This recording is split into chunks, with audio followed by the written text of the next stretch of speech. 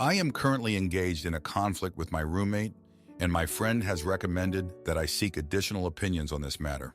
Some background. I am a freshman in college living in a dorm, and I have a randomly assigned roommate. We have very different lifestyles. I tend to stay up late and sleep in, while she prefers to go to bed early and wake up early. At the beginning of the year, she informed me that she likes to go to bed early and is a light sleeper. I told her that I like to stay up late, and we agreed that she could turn off the light at any point, and I would be quiet afterwards. She usually goes to bed between 9-11 p.m., and during these times, out of respect, I usually get ready for bed and lay in bed. However, there are typically 2-3 nights a week, including weekdays, when I stay out past this time. I make sure to keep the lights off and do nothing more than crawl into bed when I return home, which is usually between 12-3 a.m. About 3 weeks ago, my roommate expressed that she doesn't like me staying out late because it affects her sleep. She told me she wants me back by 12 a.m. As a result, I have made an effort to leave parties, study sessions, and hangouts early in order to get back in time, which my friends have made fun of me for. On Monday night, I was playing board games with friends and lost track of time. I realized it was already 12:30 a.m., and out of respect for my roommate, I decided to stay up all night with my friends in the common room. I returned to the dorm at 8:15 a.m. the next morning to get ready and shower for a meeting at 9 a.m. However, later that day, I received an angry text from my roommate criticizing me for returning at 8:15 a.m. I did my best to be quiet, and I did not return at an unreasonable hour, as I would have been awake by that time anyways. I responded and apologized for waking her up, but I also explained that I had stayed out all night for her, and I didn't think I had done anything wrong. I further explained that while I am willing to compromise and be back most nights by midnight, as long as I am considerate, there may be nights when I come back later. Last night, I received a message from her saying that she had scheduled a meeting with our resident advisor, RA, to mediate this issue. I genuinely want to know if I am in the wrong, if she is in the wrong, or if it's just a difficult situation. Any advice would be greatly appreciated. Summary. My roommate wants me to be back in our dorm by midnight every night, but I believe that as long as I am considerate and adhere to this most nights, I am not in the wrong. Am I the idiot? Edit. First of all, thank you to everyone who responded. Your input has provided me with a reality check and the confidence to stand up for myself. Overall, my roommate is a very nice person, and apart from a few minor issues, we get along well. However, I now realize that her demands are unreasonable. Next week is my spring break, and we have scheduled the meeting for the following week, so I will provide an update at that time. To those of you who suggested that I request a room change, I would be fine if my roommate were the one to change rooms. However, it would be difficult for me to move. I have a minor disability, nerve damage in my shoulder, which prevents me from lifting or holding anything with one arm. This poses challenges for moving my belongings, and since my family lives in a different state, I hesitate to ask for their assistance, especially with the school year coming to a close. Now, for a few comments before the update. Comment 1. NTA. She isn't your mother and cannot dictate how late you stay out. If she is an early riser, then she should have been up when you came in. As long as you are being respectful, you can keep whatever hours you want, and it's none of her business. She needs to get some earplugs and a sleep mask if she is that bothered. She sounds like a control freak that is upset you aren't jumping at her command. Comment 2. NTA. Dude, she is not your mother. I'd say, look, I am not dating you, married to you, and you are not my mom, so no. I will come home when I please. I will always do my best to be quiet on my return, but other than that, you live your life. I don't fuss when you get up earlier than me, because boy, do you make noise too. Give the RA a shrug. Now for the update. Thanks for sticking around for this update. So the meeting with the RA happened, and it was a mess. My roommate, let's call her Jane, brought up a list of complaints about me that I never saw coming. She said I was noisy, disrespectful, and that I had friends over too late. I was shocked because I always made sure to be quiet and never had friends over past our agreed time. The RA suggested a new set of rules, like no visitors after 10 p.m. and a curfew for both of us. I agreed, even though it felt unfair because I didn't want more drama. But here's where things got really twisted. A week after our meeting, I found out Jane had been telling other people in our dorm that I was the one who asked for the meeting because I wanted to kick her out. She painted herself as the victim, and I started getting dirty looks from people I didn't even know. I couldn't believe it. I thought Jane and I were on the path to fixing things, but she was stabbing me in the back the whole time. I tried to clear things up with our dorm mates, but it seemed like Jane had everyone wrapped around her finger. I felt alone and betrayed. To make matters worse, I started noticing things going missing from my side of the room. Small stuff at first, like pens and notebooks. But then it was my favorite hoodie and my headphones. I had no proof, but I had a hunch Jane was taking my things. I confronted her about it, and she denied everything. She even had the nerve to suggest I was losing my mind. I was fuming, but I had no way to prove she was lying. I decided to set up my laptop to record when I wasn't in the room, hoping to catch her in the act. The next day, I came back to find my laptop gone. I was panicked. That laptop had everything on it: my schoolwork, personal stuff, and the evidence I needed to show Jane's true colors. I reported it to campus security, and they started an investigation. Turns out, Jane had taken my laptop and given it to her boyfriend to wipe clean. They found it in his dorm room, and when they checked the security footage, they saw him leaving our room with it. Jane was caught red-handed. She tried to spin some story about how it was all a misunderstanding, but no one was buying it this time. Campus security got involved, and Jane was facing serious consequences. She ended up moving out of our dorm room, and I was left to pick up the pieces. I felt a mix of relief and anger. I couldn't believe someone I lived with could do all this and think they'd get away with it. After Jane moved out, things started to calm down. I got my laptop back, although I had to spend hours recovering files. People in the dorm started to realize that Jane was the one causing trouble, not me. I even got a few apologies from folks who had believed her lies. But the drama wasn't over yet. Jane's boyfriend, feeling guilty, reached out to me. He confessed that Jane had planned the whole thing because she wanted the room to herself. She thought if she made my life miserable enough, I'd just move out. He apologized and said he never meant for things to go this far. I was floored. All this time, I thought we were just two people who couldn't get along, but Jane had been manipulating the situation from the start. I felt like a fool for not seeing it sooner, but at least now with her gone, I could finally have some peace. Thanks for reading this mess of an update. Cousin bonds me from her wedding because of my sexuality. So I host a massive party for queer rights and donate the would-be gift money to make her bigoted choice infamous. So my cousin Lisa, 30 years old, is getting married to her fiancé of 10 years, Ahmed, 32 years old. Note for later, Lisa is Catholic while Ahmed is Muslim. I, 21 years old, am bisexual and have currently been with my girlfriend for 4 years. Myself and Lisa were speaking at an anniversary dinner to which I introduced my girlfriend to her, who was very respectful. Lisa said to my mom that we were both invited to the wedding, as well as my brother and his girlfriend, when my mom inquired about the wedding invitations.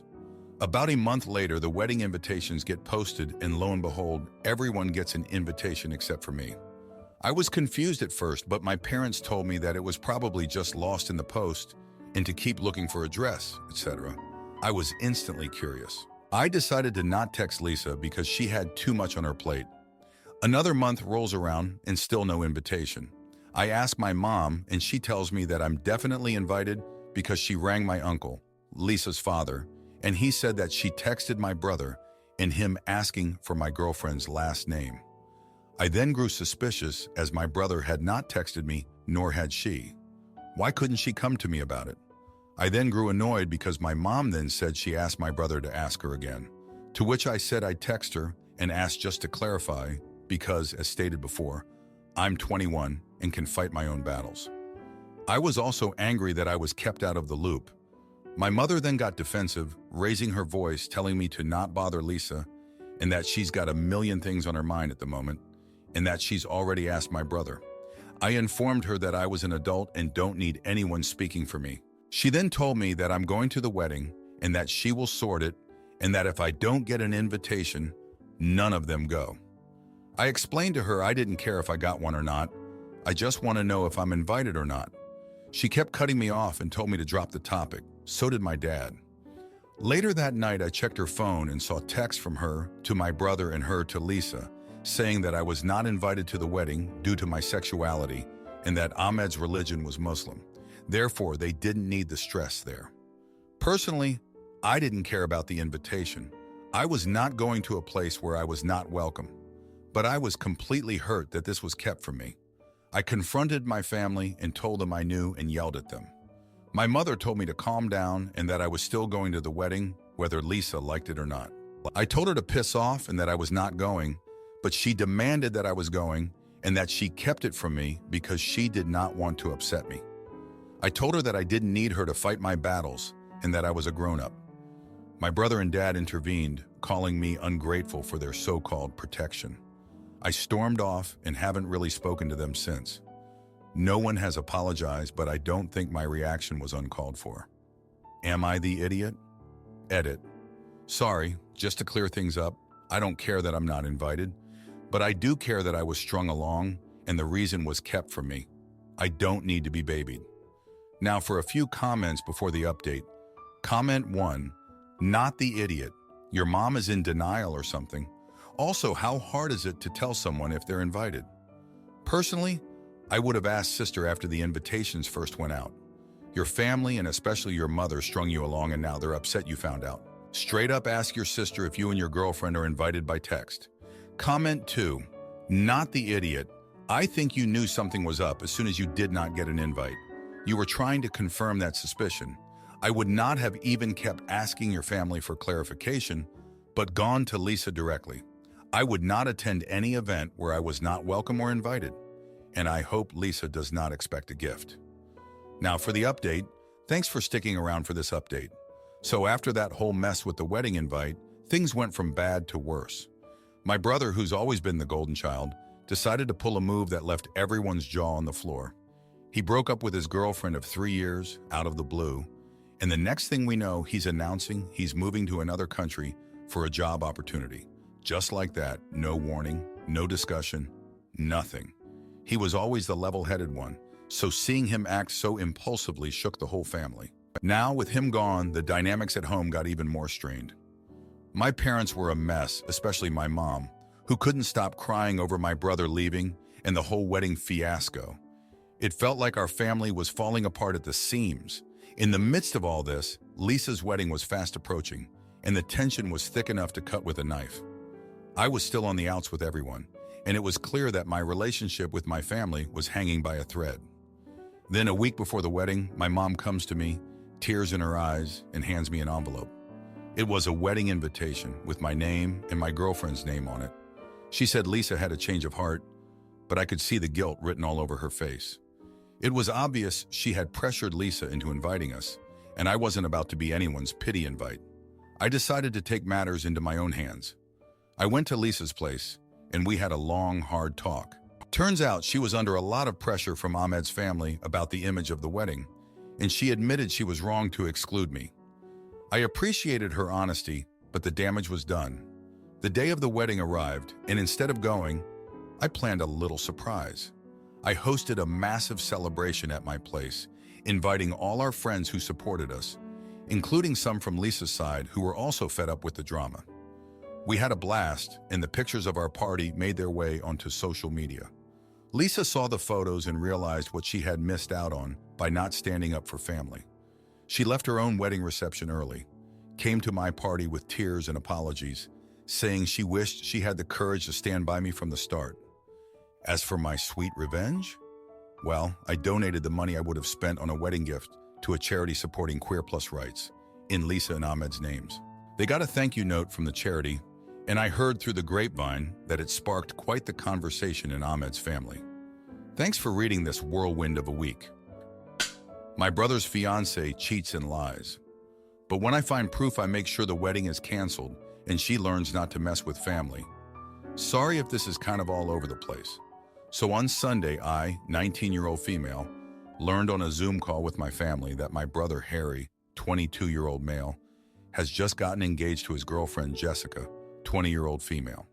When Harry told us, everyone except me was pretty enthusiastic, but I just sighed and said nothing.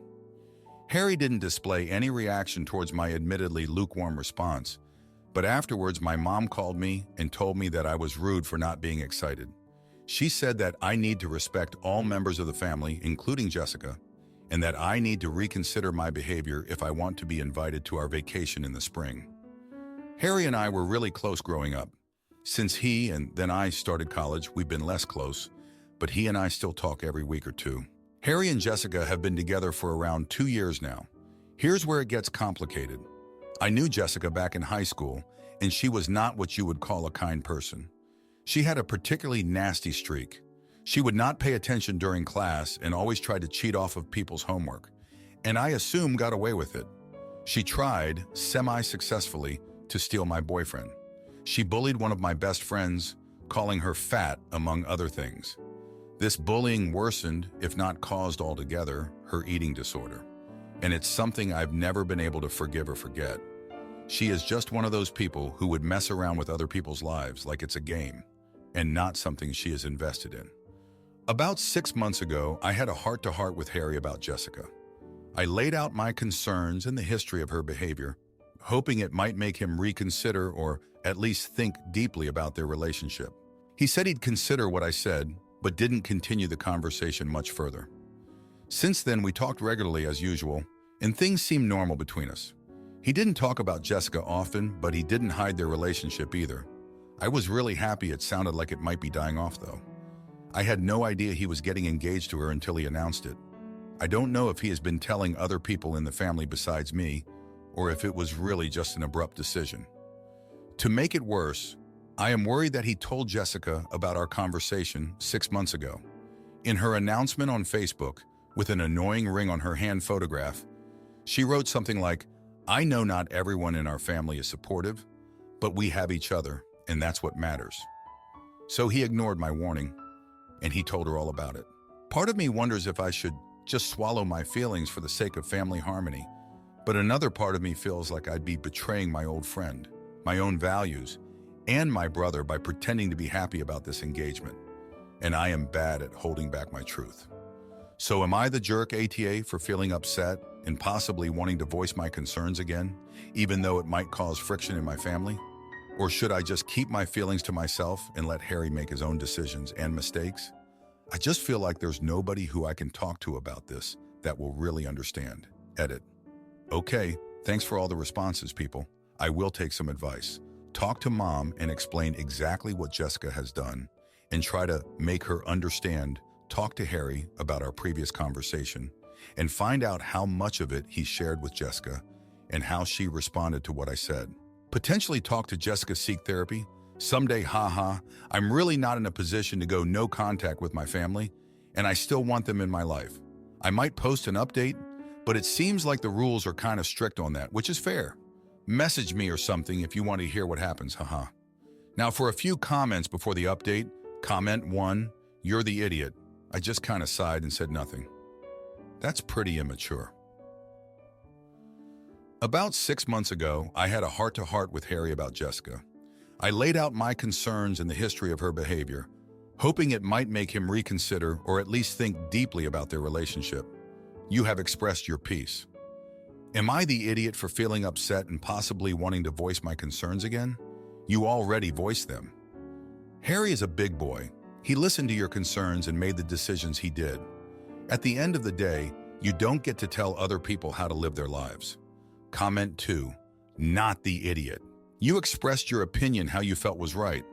Your mom is holding your self-expression over your head in a way that isn't fair.